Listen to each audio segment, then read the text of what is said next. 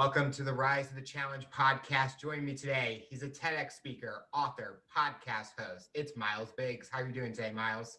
Doing awesome. Thanks for having me.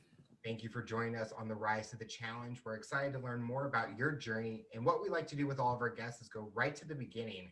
Talk about where you're from and what were you involved in growing up. Sure. So it's funny.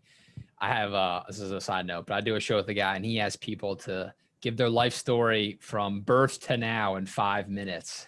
Oh my goodness. So when you said right to the beginning, my mind goes to my friend Dave and he says birth to now. And people look at him like, I have to go to the hospital? What's going on?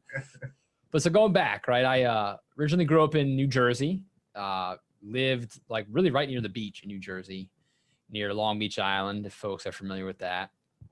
And in middle school, like end of elementary school, beginning of middle school, we moved to Pennsylvania. So spent most of my childhood in the Lehigh Valley area of Pennsylvania in a town called Easton, PA.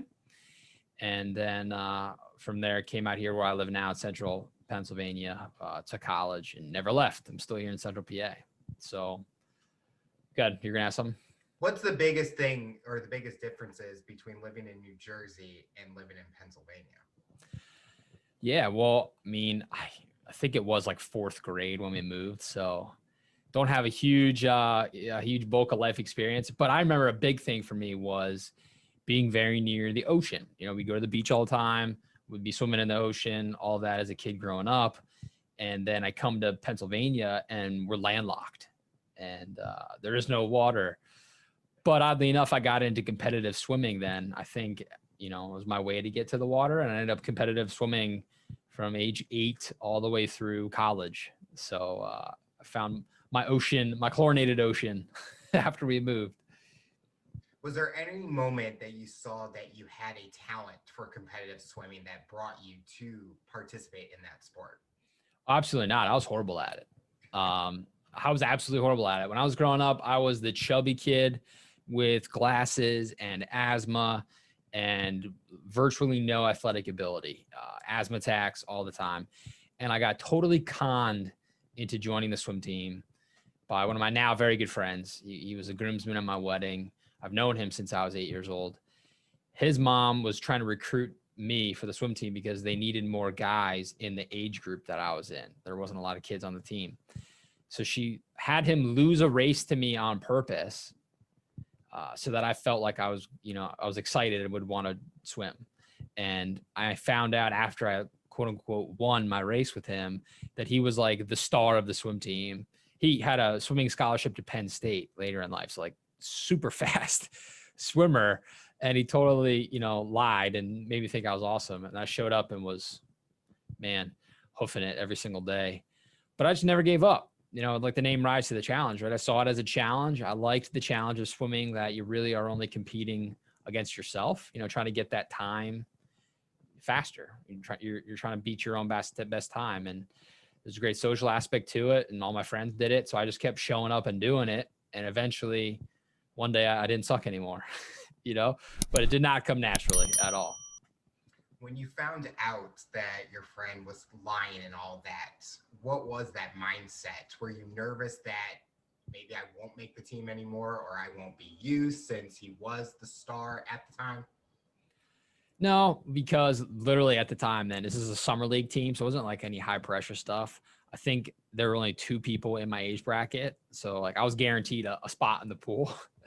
And it was just kind of like an oh crap moment. Like this is a lot harder than I thought. And we grew up swimming in the ocean. For me, my head was out of the water all the time. You can't see the bottom of the ocean, right? And at least not in New Jersey. So it was like relearning then. I thought I was good at swimming like open water, but then swimming in a pool with your head down, breathing, flip turns, the whole thing. It was just a whole nother ball game, but I loved it. It was fun. It was a really great outlet and I'm happy it happened. Growing up, did you have any inspirations or someone that motivated you? Sure. Oh yeah, sure. My coaches in swimming all the time, right? I found I've had people in my life that have seen things in me that I didn't see, right? And so they sort of believe it more than I believe it or want it more than I want it at first. And then they sort of hype me up, right? So I've had a couple swim coaches like that. Also, a big one for me has always been my grandfather on my mom's side. I'm named after him. So growing up, he didn't have any daughters. He didn't have sons. He only had daughters. And so I was the first male grandchild and I got his name. So growing up, he made a big deal about it. It was, his arm around me all the time, showing me off to anybody who would listen about how's his namesake. And so I just always wanted to make him proud and emulate him. And he's done a lot of cool things in his life. And so definitely looked up to him and always wanted to make him proud. And, definitely a big motivator for me. Is there something that your coach or your grandfather told you that you use today? Yeah, there's one coach that I had, a couple. So it's funny, like the random moments that if you told them these moments, they'd be like, what the hell? That's nothing, right?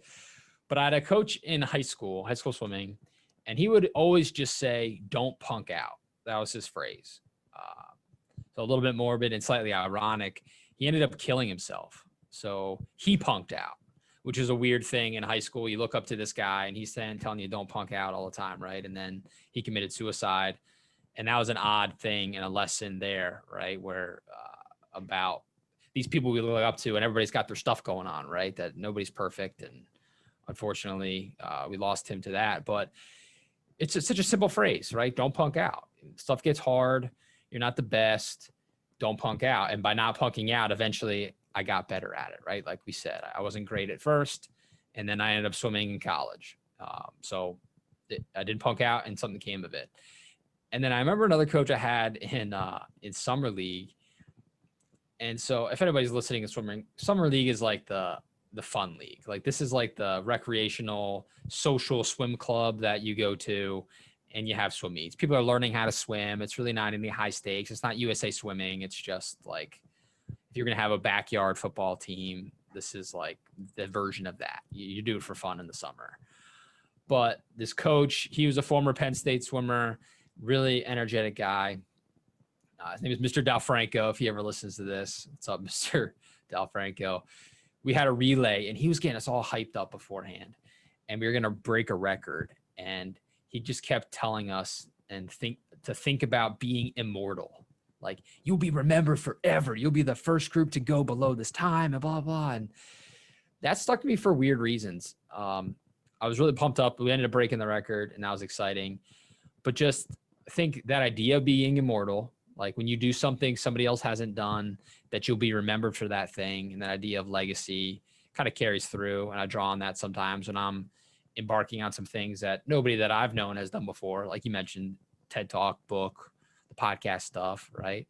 It does make me immortal, but like in my group of people, like people don't forget that now, right? So I've still kind of pulled on that. And again, just seeing how excited somebody else was for something you're about to do, it gets you excited and makes me want to be that person for somebody else now, right? To see something in somebody they don't see in themselves and get them motivated to go out there and, achieve their own version of immortality. I like that, using that word immortal, because I know with my group of friends, we're always trying to do something that no one has done, but in a positive way, to show people that we can do it in any capability. And I think a lot of people look at that and they might think, well, I just need to become famous. Oh, I need to become a celebrity. I need to do this. I need to have this high status. But you could be someone that doesn't have that and be remembered by the people that you work with or your friends or your school. And that just should be an accomplishment for you. And you should be proud of anything that you do and accomplish. And kind of, you talked about it with breaking that record. People may not remember you, but you can have that kind of accomplishment in your mind and that confidence that you can do anything that you want. Right. Yeah, it's interesting, right? You say celebrity. Everybody's famous to somebody these days, right? With the power of the internet, you can be famous to a very small group of people and have that celebrity. It's not like you have to be a viral sensation or be up on the big screen today. It's got a whole new meaning with doing the stuff like we're doing right now, right? Somebody's going to watch this. You and I are famous to somebody right now. It's just how the world works. Growing up, did you have that dream job that you wanted? Not really. No, yeah, it's funny. I even chose my college major by the amount of math I had to take, because I didn't like math. And in high school, when they said I didn't have to take science my senior year, I didn't. I was like, cool. If I don't have to do it, I don't want to do it. I don't like this. So I kind of always gravitated towards what was easy in a way academically, because it came easy to me. And I was pushing myself on the physical side with sports and swimming. And I did Boy Scouts. I got my Eagle Scout. So I was like focusing on that stuff because school was just simple. And I did like whatever I had to do just to get out of there. And so in college, I got a degree in corporate communications. And one of the only real differences between a corporate communications degree and a regular business administration degree was in corporate comm, I only had to take one accounting class. And in business, I would have had to take two. So I majored in corporate comm, minored in business, and kind of picked the classes that I wanted. So no, I never really had a dream thing. I just always been good at this, been good at talking to people, relatively creative, good at writing. And so I have my day job's in marketing. So I have a career in marketing. It's fun. And I just kind of stumbled into it. It wasn't anything one day I dreamt of being a marketer. When you were joining or wanting to be an Eagle Scout and a Boy Scout, what brought you to do that? And what's the biggest thing you learned about yourself through that journey? Yeah. So my parents put me in it. I was a Tiger Cub, right? So that's where you started, Cub Scouts, and things like kindergarten. And so it was just sort of always there from kindergarten through senior year of high school. I was just always doing that. You make friends, right? And so you just kind of stay with that friend group and you get to do cool stuff. The older you get, really cool camping trips, cool experiences that it was just fun to do. Going back to my grandfather that I'm named after, he was in Scouts. I think that's probably why my parents put me in it, because he would talk about it. But he only made it to the rank of Life Scout, which is the rank before Eagle Scout. And then he quit. And so he would always say he made it to Life and then Life took over. He was one of 12 kids. He had to drop out of high school to go to work to put food on the table. So he didn't have the luxury of finishing his Eagle Scout, right? And doing fun camping trips. And so that was in the back of my brain too, hearing him tell those stories. And that was one of his few regrets in life, is he wished he took it all the way. And so I had the opportunity to do so, and I did. And that was a big motivator for me to be the first in my family to do that, but also kind of do it for him in a way. So it was cool to be able to see him at my Eagle Scout ceremony. I think he was more excited than I was that it happened. As you were in college, did you kind of figure out what path you were wanting to go, as maybe knowing what was post-college, or did you find a new passion that brought you in a completely different direction? No, it wasn't ever like a big revelation, right? It was like a slow build. So in college, I swam. So I was right in that friend group of swimmers, where I was around that group of people.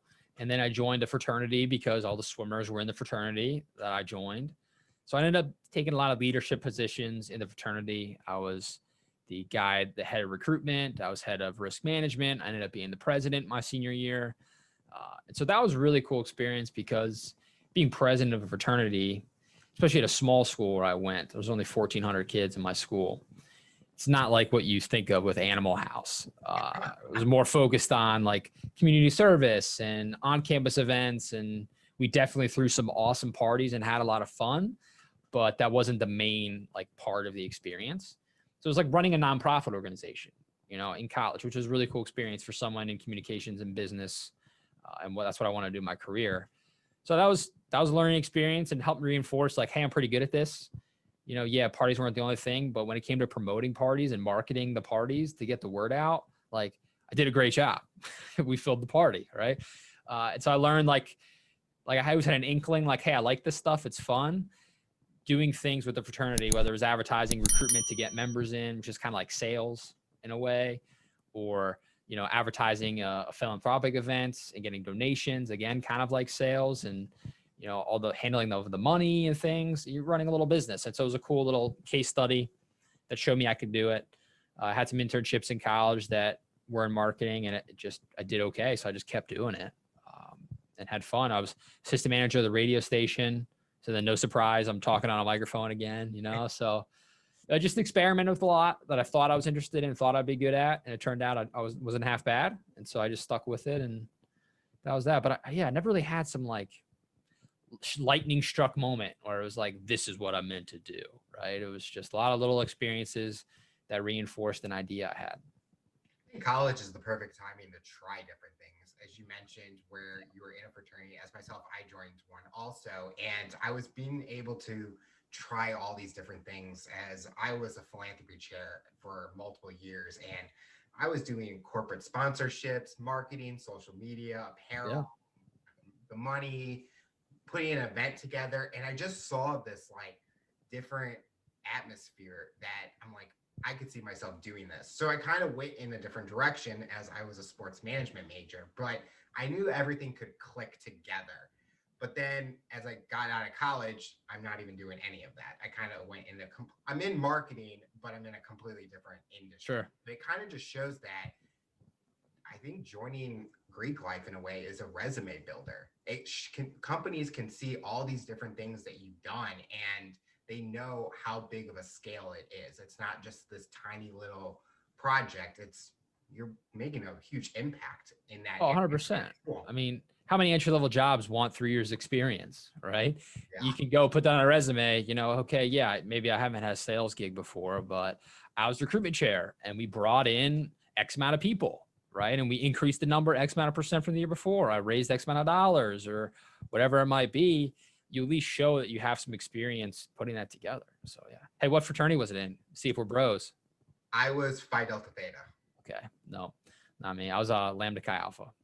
Yeah, we didn't have that one. My school was small. We only had like 3 fraternities and yeah, same sororities. And so you basically had to really show the other kids because we were mostly an international school and most of the people are here on scholarships with sports. So it's like, how do you bring them to what we're doing? And it challenged us. It was, again, a rise to the challenge and we were able to do it. And I don't regret anything that I did because it was the best experience ever. Yeah, totally. So after college, what was next for you? What were you doing? What job were you doing? Yeah, so I got an internship when I was a sophomore in college. Again, sort of the athlete in me, right? Like just go for stuff, right? So my job on campus was covering campus events for the college magazine. And so I was covering a guy who's an alumni of the college, came back to speak about his company. And so I had to write a story about him. I loved everything he had to say. So I sent him the story and my resume at the same time and said, hey, here's the story. Nice meeting you. Here's my resume. Do you have any internship opportunities? And so at 19, I moved away from home, got a little short-term lease for the summer and worked full-time. It's like you could call it an internship. It was a full-time job over the summer, 3.5 months at this company. And then I worked for my dorm room junior year, then back in the summer, then for my dorm room senior year. And so by the time I graduated, I'd already been at this company for 2 years and I just slipped right into a marketing assistant position and did absolutely everything. It was a large company, but small marketing department. So it was all things sales support, at the time. So I graduated in 2012. I was starting all the social media accounts for the company. They didn't have Facebook. They didn't have Twitter. They didn't have Instagram or Pinterest or any of that stuff. I was doing all that stuff from scratch back in the glory days where you could post organically and reach thousands of people, right? So I was doing a lot of inbound marketing and writing blogs and things like that. And the main business was housing. So it was a housing manufacturer. They built housing component parts that would be shipped to the job site and then the house would be assembled, which is pretty cool. And then the same company owned a cabinet company, building products company, a transportation company. They managed an airport. So I was doing marketing for a flight school. I actually have sold a few airplanes, which is an interesting experience too. And then we started a brewery while I was there. We started a brewery, restaurant, and an event facility. So it was really neat, great first job out of college because I got such a wide amount of experience in a bunch of different industries and was able to rise through the ranks so that I was made director of marketing when I was 24, 25, I think, of a $100 million group of companies. No way if I moved to the big city, I'd still be like the coffee runner at that age, right? So I got a lot of great experience, moved up the ladder, was marketing director for a few of the years, and then was general manager over the main housing division for another 3 years. running a $50 million business, reporting directly to the CEO. And then I left that about 2 years ago. And now I'm working for a marketing agency. I've sort of done everything I could do at that company at a very young age. I wanted to spread my wings and see what else was out there before it's too late. And I wake up and 30 years have gone by and I'm still there, right? So now I'm the director of digital marketing for a marketing agency. And that's a whole wild world in the agency space. If you're a marketer, I don't know if you're in an agency, but very fast paced, all sorts of different clients. But it's fun. It keeps every day different. Did you feel that you were ready to take on a bigger role at a young age, or did it ever get overwhelming and mentally it was a tough challenge? Yeah, I thought I was ready. I wanted it. I certainly wanted the increase in pay that came with it, right? As much as you grow up hearing, don't chase the money, chase the dream, all that hunky-dory stuff. Money's cool, man. Money pays the bills. Money pays off student loans. Money buys houses. Money buys diapers. You know, I have 2 kids. So I got a little blinded by the money, and my ambition got me a little bit ahead of myself. And so it was hard. It was very hard. It's very different to go from being the marketing guy to being somebody running the entire business unit, overseeing accounting, engineering, purchasing, sales, marketing, manufacturing, right? So I learned a lot. I also didn't know what I was doing a lot and stressed a lot. And so it was rough. Yeah. And I swam all through college. When I graduated, I started running. I ran a couple half marathons, very, very active. But then I started putting more and more time towards work and less time towards, keeping myself in shape. So it was like a perfect storm for me. I was stressed out. I was overworked. I was under exercising, overeating, overindulging in alcohol, right? And definitely hit a low point, started having some panic attacks, severe anxiety, and just had a really like rock bottom moment where I was like looking in the mirror, like, what the hell is going on? Like, how did I get here? This isn't fun. And that's part of why I left. Just realizing that, like you said, did you ever have this like aha where you know what you want to do? That was my aha where I was like, this is what I don't want to do. Like I got out of marketing to do this and I need to get back to what I like because I'm not liking this. So yeah, it's not easy for sure. I hats off to everybody that runs a business, owns their own business. It's very difficult. You have to love it because if you don't love it, it's a whole lot of BS and a lot of stress that is not worth it. It's absolutely not worth it.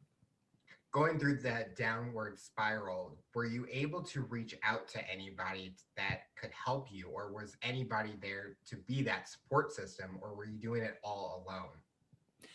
At first, definitely alone because I didn't want to admit it to myself, right? I didn't want to feel like I was punking out, right? To that anecdote from the coach, right? Like I was giving up, I was admitting I couldn't do it. I was just gonna, hunker down, muscle through, and figure it out. But eventually, yeah, my wife for sure, always been a great support system for me. So I was talked about it with her a lot. And then I had started my podcast during all of this. And so I started to use that as an outlet where I was interviewing people like we are now, doing different things, doing things I want to do, doing things I wish I could do. This was before I'd written a book or given a TED Talk, right? So I'm talking to the people who were doing these things, picking their brains, learning from them, getting their advice and then putting their advice, into my daily life. So I definitely use the podcast as almost like therapy. Like I was creating this content for everybody else, but it was like a therapy session for me. And it was very helpful. And then I joined an online mastermind community focused on personal growth and development. And that gave me some frameworks and a, accountability system, me showing up every week saying, I don't like what I'm doing and here are the steps I'm taking. And then people call me out if I wasn't taking action, right? There's no hiding anymore. And that really helped push me over the edge and, get me to where I am today. Going through the anxiety, overindulging in eating and alcohol, did it ever affect your work? And did anyone know that you worked with it, you were going through something at that time? No, I got very good at acting on a role, right? You walk through the doors at work and you become the job. You are on stage and nobody would have known anything. And when I left, everybody was shocked because nobody knew anything. Nobody had any idea, right? And that made it worse though, because then you're like Dr. Jekyll and Mr. Hyde, right? You're living this double life and that's not good. So yeah, the bad part about that, it didn't affect work. It was affecting my life. Like personal life was suffering, work wasn't. And that's not the right balance of priorities for sure. Did it make it tough to not be able to express to any of your coworkers, or did you not have that relationship where you could be up in front and honest with them? I was the boss. I mean, I was running the company. So I couldn't, it's not like you have like that water cooler friend, right? Where you kind of like bitch and moan about work. It's like they all worked for me. I never walked around saying you work for me, but that's what it was, right? These are people that ultimately I was in charge of hiring and firing. And so if I'm walking around as a sob story, that impacts my ability to be effective in my job. So I could go up the ladder, which would be to the CEO. And I felt like I couldn't go to him and say like, I hate this because I was worried about losing my job. All right. So yeah, it was rough. Definitely the old rock and hard place for sure. How long after you left that agency did it take for you to kind of get on a positive track to feeling better and feeling more confident in what you were doing? Yeah, it was, instant. Once I made the decision that like enough was enough and I'm getting out of this and leaving, it was very much like I flipped the switch. Just like gave myself permission to kind of like shrug it all off and like let that go. And it was very freeing. And I just got immediately into doing stuff that like fueled me creatively and stuff I wanted to do. So like I gave my 2 weeks notice and I started writing the book that I published last year. Right. And then I took a trip. I took a trip to Minneapolis to meet people that I met on podcasting. Randomly, I've interviewed like a dozen people in Minnesota. Like it just happened, like they all knew each other. And so like I had this whole like group in Minneapolis I'd never met before. And so I was like, well, I have time off in between jobs. Like I'm coming out to meet everybody, and just flew solo across the country. I'd never done that before. Spent a week in a city that I'd never been, was writing my book, going to coffee shops, hanging out, just kind of like, I was like, eat, pray, loving it. Right. It was very much just reconnecting with me, which was great. And then started the job. And I was like, I just got to decide. It's like when you go away to college, you get to say, you're going to be this new person, right? Nobody here knows me from high school like that. I could just leave all that stuff and be who I'd like to be from day one. And so I took the opportunity to do that. I think that brings up a great point with people, even in college and kind of high school. They kind of sometimes put on this facade and like how they want people to see them. And I think it makes it harder for people to become friends with them because are they that real person? And I think a lot of times with my friends, I've had to give up friends because they don't want to be friends with me for who I am as a person. And right. I think when you also mentioned that you were instantly feeling better, a lot of times when people take that burden off their shoulders, they kind of feel the weight go away, and now they feel free from the situation that they're going through. And I think for people listening to this interview, they definitely need to do that if they are going through that situation, because everything will get better if you take that stress, that anxiety out of your life. And we always want you to feel great about what you're doing and not have to worry about the pain. Yeah, and it's amazing. When you start, you got to take care of yourself physically too, right? I started working out again. I stopped drinking. I haven't drank in a year and a half. When I stopped drinking beer, that was the only thing I changed. I lost 40 pounds. Wow. Just not drinking beer. So that tells you how much beer I was drinking to deal with the stress, right? So I don't drink anymore. I work out every day again. And, I drink 2 gallons of water a day. It's just like when you put yourself first and take care of your body, the mind ends up following. You just feel better. You're not like carrying the burden of your body around, just kind of like schlepping through your day. You're way more in control of everything. And then it's just, it feeds into everything. I think that was a big thing too. Like you felt better. I was excited mentally. It felt better. And then like just having the physical take more of a lead for me has been a big game changer too, and helped me stick with it and, maintain that feeling. As we mentioned earlier, you are a podcast host. Talk about what your show is about and what is the mission that you are wanting the listeners to get out of it. Sure. So started the show in 2018 and it's called Relish the Journey. And the subtitle, Life in 3 Words. I ask every guest to describe their life in 3 words, which is kind of like my shtick. It was easy to stum it all up. And then I take those 3 words and make it the name of the episode. And so I started this without with no plan. It was just like a whim, really, like listening to a bunch of podcasts. Thought to myself, that can't be that hard, right? Let me figure this out. And I had a really good friend who had this mantra. He would always kind of yell, "Relish the journey." I was like, that's cool. It's vague enough where I can still figure out what does this mean. Talk to people about their journey, kind of like we're doing right now, and then tie it into something. And so eventually, at one point, I made the statement that I was on a mission to interview the world, which immediately got crap from people because everyone loves to remind me that that's not possible. But again, rise to the challenge, right, Alex? Right? To me, throwing that big statement out there was, yeah, I'll never interview the world, but that means I can also never stop. Like, I've got to keep going. There's always gonna be somebody else I can talk to. So I wanted to start out interviewing people that like average Joes. Like, everybody's got a journey that they're on, but we don't always stop to think about it, to reflect on it, to relish it. And so just chatting with people from all walks of life about who they are, what they're doing, how they got there, and put it out. And then it really evolved over time. It started with close friends, family, and then someone would say, you got to talk to this guy. I got more confident in my abilities and would start to reach out to people through cold emails or cold DMs. So I've had the ability to talk to people who have been on Shark Tank, who have won the TV show Chopped, best-selling authors, all sorts of TED Talk type people, right? Just really cool folks, just from reaching out and making the ask. And in 2020, Relish the Journey was named the top 15 podcast of 2020 by New York Weekly. So it took 3 years of me just kind of like toiling away and nobody taking notice, and getting some notice. And so right now it's kind of on autopilot. I just had my second kid. So I've got a 3-year-old and a 1-month-old. And so the current season, if people listen to this and check it out, is like a best of, where I take the most popular episodes from the first 200 episodes. So I'm over 200 now. Of most popular, my favorite, or like what I think are the most underrated ones that I thought were great conversations, but just sort of the numbers weren't there. I re-released some old audio with some updated commentary. And so that's running through May. And then I've got some ideas. I'm gonna tweak it come May, what it is.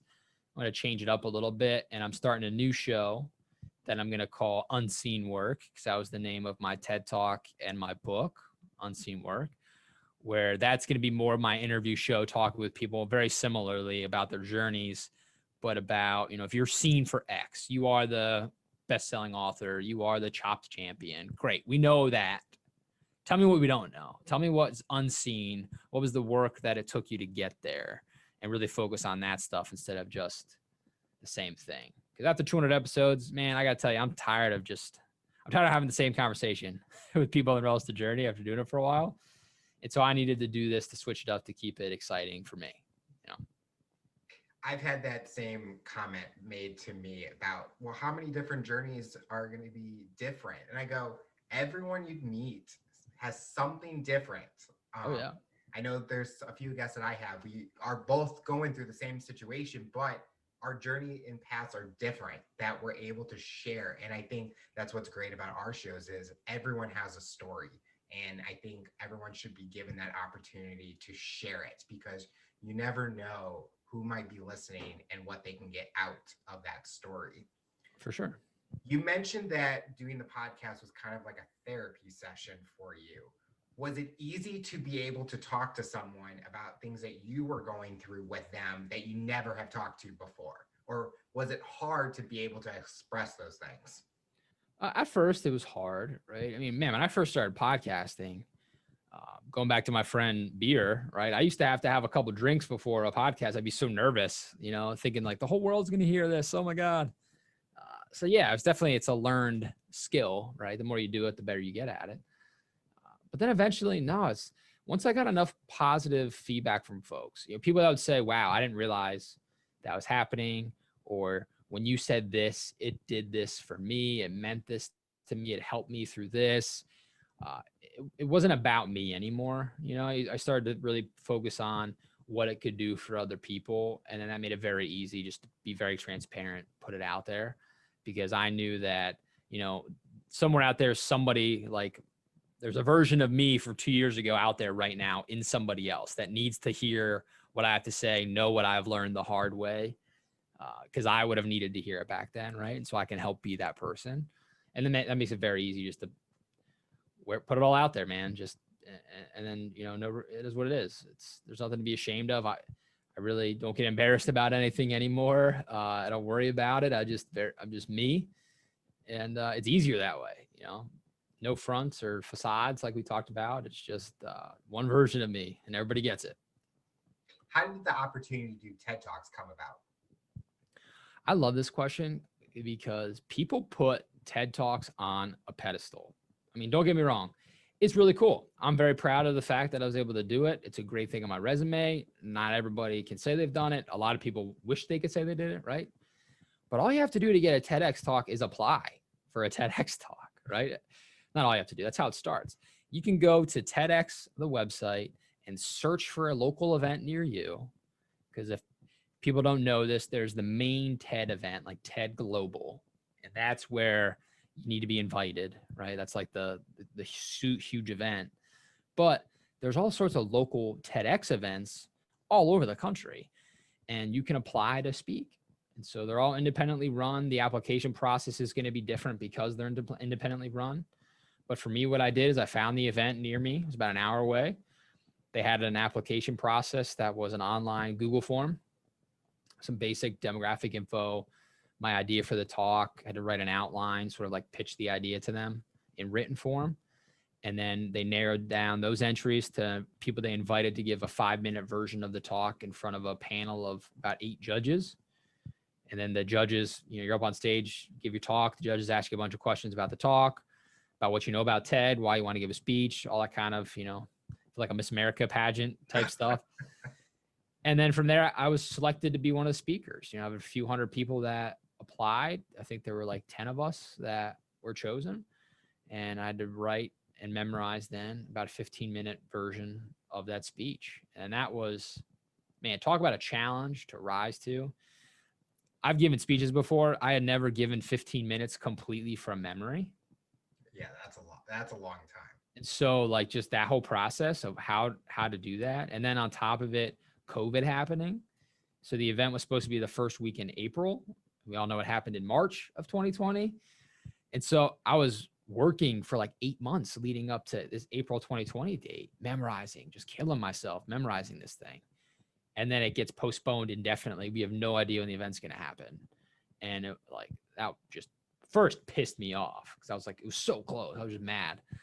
And then it was just like depressing, it's like, what's going to happen? And eventually it happened in October, 6 months later. So it was like over a year of prepping for this event. I finally got to give the talk, which is awesome. It was a really cool experience. We did it in person. Everybody socially distanced. We had to wear masks and until it was our time to speak, and it was pulled it off, a safe event, which is cool. But it was a really cool experience. But it all starts with, you got to go for it, right? Like anything in life. If you want to give a TEDx talk or even the big one on the TED stage, you got to put yourself out there and apply and become the person that gives TED Talks. When you were writing that speech, were you trying to think of something that you haven't been able to share through your podcast, but that could be something special for the people that were listening at that event? Yeah, I didn't think of it in that exact way. But for me, the idea happened very organically. The whole process happened very quickly too. It's an interesting story. So I had the podcast, Relish the Journey, and I was on one of those mastermind calls I was talking to you about, and a group of people. And somebody made the comment to me about whether or not I had thought of my podcast as qualitative research for a book. Like Tim Ferriss' approach, right? He did a podcast, I wrote a book, very successful. I had never thought of doing that until this person said it to me. And then I couldn't get it out of my brain. I was like, it just kept following me around. And so I went back and started listening to podcast episodes and taking notes, looking for themes. Like you said, I've talked to people from all crazy walks of life, done really cool things. And so I'm listening to all these different types of stories, trying to find the threads that are common through everybody that I could put into a book somehow. And I ended up on this idea of unseen work. Everybody that I talked to that was super, super famous, I could talk to them about like what's in their actual book or what it was like to win a TV show. But the most interesting story was what happened leading up to that point, the stuff that nobody would ever see. You see them on TV, you don't see what it took to get them on TV. And I just first started with this one line: you have to do the unseen work so that when you are seen, you have something to show for it. And that was like my one sentence that like lived on the top of a note in my phone for a while. So started that. All this process is going on, right? And then I'm a big TED Talk listener, watcher. And I started thinking, it'd be cool to do one of these events. Like, I didn't think there was one near me. So I just got very curious, kind of like on one day Googling, what would it take to start one? I had no idea. And it was just kind of like a random thought. So I started to research to see what it actually takes. And while I'm just kind of on a whim researching, I find like there actually is an event near me. And I find that the deadline is like tomorrow at the time, like the next day for speakers. And so without really putting much thought into it, I had this idea that I was starting to outline in the book. It fit the theme of the event, and I just applied to it. And because I was curious how the process was, hit submit, and then didn't think about it again until a few weeks later. And I heard I got selected to audition, and, you know, off we went. So it was really, the book came first and then the TED Talk, even though I gave the TED Talk first and then published the book. But the book process was already in motion, and that helped inform everything for the TED Talk. When you were writing that book, you mentioned how you were finding those common threads and those themes. When you're writing it, is it your version or your thoughts about those themes, or were you using the words and those paragraphs that your guests were speaking and just incorporating into the book? Yeah, so what I did, a little bit of both, right? So the book highlights there's like different stories. I think there's like 6 or 9 total people that are featured in the book from the podcast. And so I like telling stories. I like painting like visuals. And so each of their sections starts off with a little bit of a narrative, like short story that I stitched together from stories they shared, like painting the picture of who this person is, talking about what they're seen for, what did they do. And then I break it down after, like with my commentary of how it fits into unseen work. I have 3 different types of unseen work in the book. So I talk about certain people fit in a specific type, like that kind of stuff. So it wasn't just me transcribing their interview. It was their story, like who they are and what I could glean from that interview. And then my take on like using them as an example of this idea I had, how they fit in and are proof of this framework I was creating after that little narrative. During this time, since you have left that agency, how have you been personally through all the different things that you've been doing? Man, I've been busy. I was so busy, I didn't really have time to process a lot of what was happening. You know, it was all very bang, bang, bang, right in a row. Stuff was hitting with the podcast. Like I got named to that list for New York Weekly. And then like a month later, I'm giving the TED Talk. Then a month later, I'm writing the book. I'm writing the book the whole time I'm rehearsing this TED Talk, which was every single day, 2 and 3 times a day, just like feeling like I'm crazy talking to myself, like reciting these words over and over, you know? So I like lived it. I was in this like bubble of my own idea for a while that it just sort of consumed me. And it was great to then like share it with the world. And I was like too busy to like really process it or think of it, or like too busy to even be stressed. It was just like it had to get done. So I was just compartmentalizing and executing. And now since then, you know, I published the book in October, and then in December, my son was born, and here we are in February. So after has been quite a blur with everything going on with COVID, getting ready to have a kid, a second kid, while I have another toddler running around is wild. And now like the sleep deprivation of a new baby is always fun. So I'm just like now processing my year of 2020, which is cool. And so I'm getting ready to just go back into it. You know, I'm launching the podcast and live stream about the idea of unseen work to keep it going. And in my mind, I'm already writing the second book. Like I've already got the idea that I'm going to use this new podcast for. I'm going to take my model, because it worked. And I have in the back of my head, like the type of questions I need to ask this group of people for the research I need to do for the next thing I think I have a book on. And I'm just going to do that a few times until it's not fun anymore. And then I'll do something else because that's the way I operate. Like I do this because it's fun. It's a hobby. I've got a day job that pays the bills. I'm not trying to make the podcast, you know, pay my heating bill, right? It's fun. it's like my golf. You know, it's a hobby, and I'll do it until it's not fun anymore, and then I'll do something else. But while it's fun, I'm just gonna, go all in. See, that's the mindset I have. Is I have a day job, but this is something that came out of nowhere and I enjoy doing it. And Yeah. as much as there's times that it feels like I have two full-time jobs, this makes me happy and it's not stressful and I get to talk to so many people. As you mentioned, like talking to the whole world, being the opportunity to network and connect with people in every continent, it's just an amazing feeling that we all have that rise to the challenge.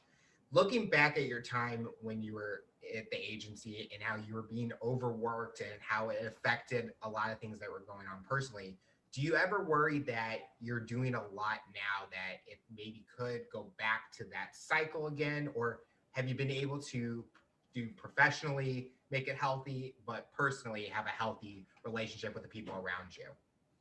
Yeah, I mean, it's in the back of my mind. I wouldn't say I'm worried about it. I've made that commitment to myself, like out loud and in my head constantly, that I'm not going to let it get that bad again, because that was not fun. I think the difference, like you said, it can feel like you have two jobs, but it's different. So it goes back to what I said. I have respect for people that run their own businesses and own their own businesses. They love it, and so they do it. It's different being busy doing something that you are super passionate about and love and get something out of. Like, you're putting your time into it, but you're getting way more out of it. That's different than when you feel like you're putting everything into it and getting nothing back. It's draining the life force from you, right? So I'm not in a life force draining mode right now. I've got my day job, which I enjoy, and this I enjoy too, right? And this helps refuel me for the day job.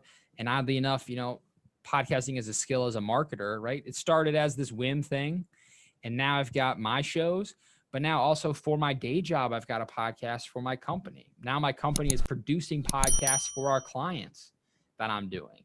So it went from this thing that was just whatever to now this marketable skill that I've taught myself that people pay for, that I get to even do it in my day job now. And so it's just completely different. So I think about it, like I'm aware of it, like that it could always happen again, but I don't worry about it because I'm just, convinced I'm not going to let it happen again. Is there anything that you had changed on your path that you've been on? Absolutely not. No way. I'm not a regrets guy. I mean, everything that happened led me here, right? It's like you can't go back and cherry pick the cool stuff because you have no idea what ripple effect that would have in the future, right? There's a reason why in every time travel movie they talk about not messing with the past, right? So no, I wouldn't change anything. Certainly there are things, do I wish I could have done differently in the moment? Like, I'm not super proud of course, we all have those things, but ultimately, if I had the power to change it, I wouldn't, because I like where I'm at now, and it all had to happen to get me here. I think it's all about growing experience. Everything happens for a reason. You go through the certain things and you learn more about yourself and what you were going through, and you always become the greatest version of yourself and become a better person each step of the way. Yeah, for sure. Talked about, you kind of mentioned it throughout, but what does that future look like for you? What are you hoping to accomplish? Have you set any goals for the next few years that you're trying to reach? It's funny. I'm a guy that's accomplished a lot of things, and I understand the value of goals. I coach people. I have like I'm an accountability coach, and so I talk to my clients about goals. I don't have those big long-term goals. Like, whenever somebody asks me like where I see myself in 5 years or 20 years, I always just laugh and say alive. Like, I don't. But that's a good one. I'm gonna be alive. I believe in the present moment and the power of the present moment when it comes to this stuff, right? Like, I'm going to do conversations like this with cool guys like you and gals out there. I'm going to create my own stuff, and I'm just going to take those baby steps, those little things I like doing. And then eventually they amount to things that I could never put down on paper as a goal. 5 years earlier, if you had told me I was going to be a TED talker, a published author, a coach, a nationally recognized podcaster, I'd say, get the hell out of here. There's no way. I just couldn't fathom that. And so I feel like in some ways, goals can be limiting that way because you're only really creating a goal around what you can comprehend right now. And there's so much more that's possible. An infinite amount of things is possible. So if I just focus on intentions, on working my ass off and showing up consistently with, the best of intentions for myself and those around me, and then great things happen. So the future hopefully looks awesome. And it's my job today to just keep doing what I'm doing and showing up, putting my head down, putting the work in, having fun. And that awesome future will arrive one day. For someone that's listening to this interview based on your journey and experience, what tips or advice would you give someone to overcome obstacles, accomplish their goals, and rise to the challenge? So I'd say most obstacles are self-imposed and not even real, right? It's we fabricate them in our minds. We blow up coulda, should, coulda, should, could be, would be, should be, like coulda, shoulda, woulda. Got me tongue tied here, Alex. We make that up, right? So my advice really for all of that stuff is just, you got to get out of your own way and just start. Again, if I'd waited till I had the perfect, well thought out business plan for this podcast and my interviewing skills were polished and I knew how to edit everything and promote, like I never would have started a podcast. So many people spend so much time learning about things when they should be spending time just doing that thing they want to learn about. Right. Good example, maybe a bad example, but the stock market, right? I probably spent 2 or 3 years of my life reading every book I could find about investing without investing $1. In the past year and a half, I've been investing in the stock market, and all I keep thinking about is, man, if I just started this 3 years ago, my account would be even bigger. Would I have made some goof ups? Sure, but I would have accelerated my learning process because you can read about what somebody else has done, or you can actually learn from what you're actually doing. And that's what I love about podcasting is you can read every self-help book, you can listen to somebody else's podcast, but the act of creating content and having that firsthand conversation with somebody about those topics, you get way more out of it. So if you want to overcome the obstacles, you want to rise to the challenge, you got to get your ass up. You got to get off the couch. You got to get out of bed. You got to get on your own 2 feet. You got to rise up and then, jump over that challenge. And once you start, you get the momentum and you can do something small every single day. So that's what I'd say too, right? Is don't try to go from 0 to 100 podcast episodes in a year or whatever that thing is, right? Just commit to doing a small action every single day. What's your 1%? If you can get 1% better every day, then you're at 365% better at the end of the year, right? So instead of taking off big bites that aren't sustainable, just start with those small things that can build and build and build. And then there's a compounding effect that happens over time, and you're basically become unstoppable because you end up becoming the person then that, you like challenges versus getting scared of them, right? So just start. You just got to start. Just do it. Whatever it is, whatever you're thinking about doing it, just do it. Kind of go back to what we talked about at the beginning. Don't punk out. Yeah, don't punk out. Put that on a neon sign. Just have it hanging up somewhere. Just have it on a wall. I already got this one. Somebody, I worked with an artist, and this is that quote from the book that started the book. You got to do the unseen work so that when you are seen, you have something to show for it. So I got that one. I'll have to get don't punk out over here. Well, Myles, I want to thank you so much for coming on the show and talking about your rise to the challenge. You're inspiring everyone with your journey, and we're excited to see what the future looks like for you. Thanks, man. Yeah, I appreciate the opportunity to come on and chat about it. It was fun. Thanks for having me.